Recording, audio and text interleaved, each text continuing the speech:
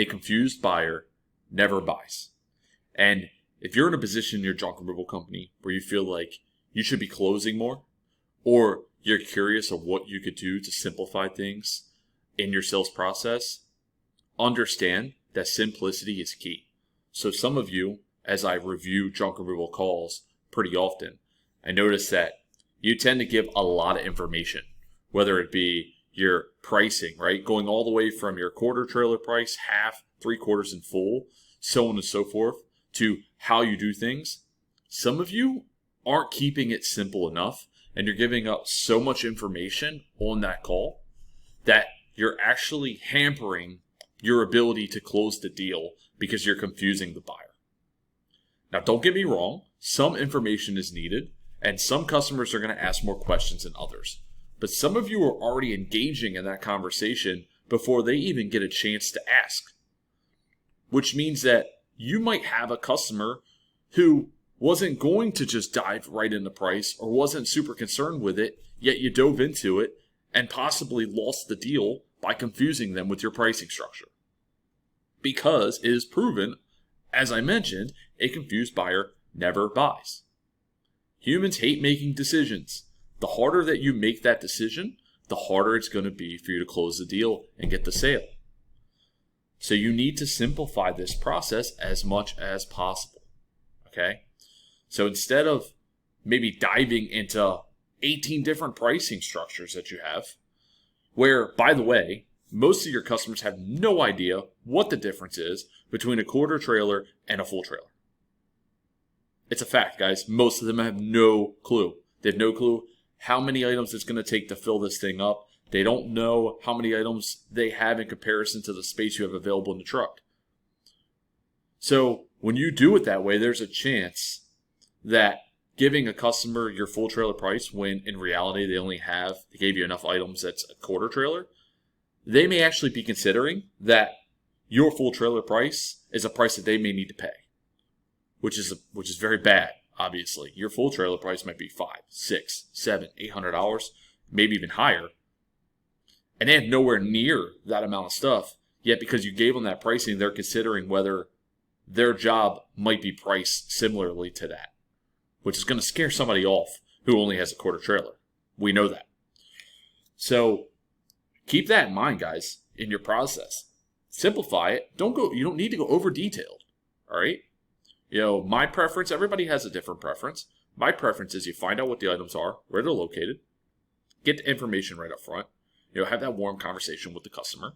Some are going to be different. Some are going to dive, what's the price? What's the price? Some are going to operate a little bit nicer. They're going to, get a feel for your company. Everybody's a little different, but your process should, for the most part, stay the same. And what I prefer is, all right, what items do we need removed? Where are you located? When are you looking to have this done by? And then taking that information, and now I can jump into the next step of my process. So based on what you're telling me, this sounds like it would be a quarter trailer, or between a quarter trailer and a half, or whatever your pricing point be per load. Everybody does things a little bit differently, all right? So this can't be universal, obviously, this discussion with everyone. But you need to factor that in, simplify it, and not overcomplicate things to the customer, give them too much information, because you're at risk of losing the sale if you do that. Another way you could do it is they give you the items, they give you an idea what they need removed. All right, great. If you don't mind, I'm actually going to text you from my number now. If you could send us some photos of what you have, that would be great. We've got availability tomorrow and Thursday. Right now, 8 to 10 tomorrow, if that works for you. The reason why I tried to get them on the schedule now, even though I haven't got the pictures, is because I want them to make that commitment. I know that if I get that foot in the door, no matter what happens next with that pricing, I am a lot more likely to continue on with that deal than I am if I don't get that foot in the door. And I'll give you an example with myself, and I know they're similar buyers to me. Not everybody buys the same, so keep that in mind. But if they're a buyer like myself, let's say that I schedule an appointment, and then I send you the pictures and you give me a price. I can tell you guys right now that even if you're more expensive than I would like you to be, and of course, to an extreme extent, right?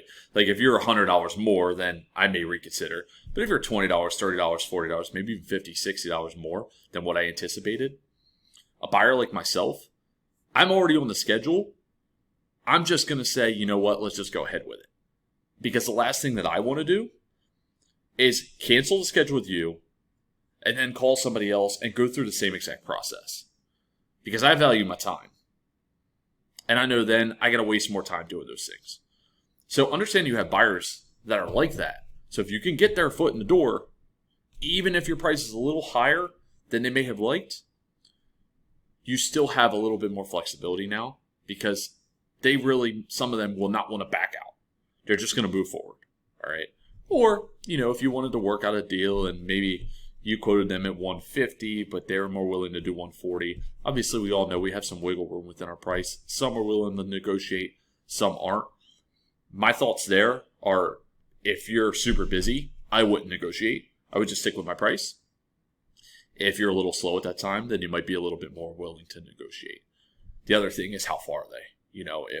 If they're further out and it's out of your way, then I might not be willing to negotiate my price. Whereas, let's say they're right down the street, or they're next to somebody that you're servicing that next day or that day, whatever you were going to put them on for the schedule, then you might be a little bit more willing to negotiate because you're already going to be there. So keep those things in mind. But the key to this, wanted to dive into sales and just the fact that a confused buyer never buys. And some of you are just flat out confusing the buyers and losing sales because you're overcomplicating it. Keep it simple, build a process, make it something that isn't over the top. You don't need to have every single piece of information, guys. Simplify it, get them the information they need, close the deal. Hope this helps some of you. If it does, I would love if you would give the video a like. Any feedback that you can leave in the comments, I would appreciate. And as always, guys, thank you for watching. I appreciate you. Have a good day.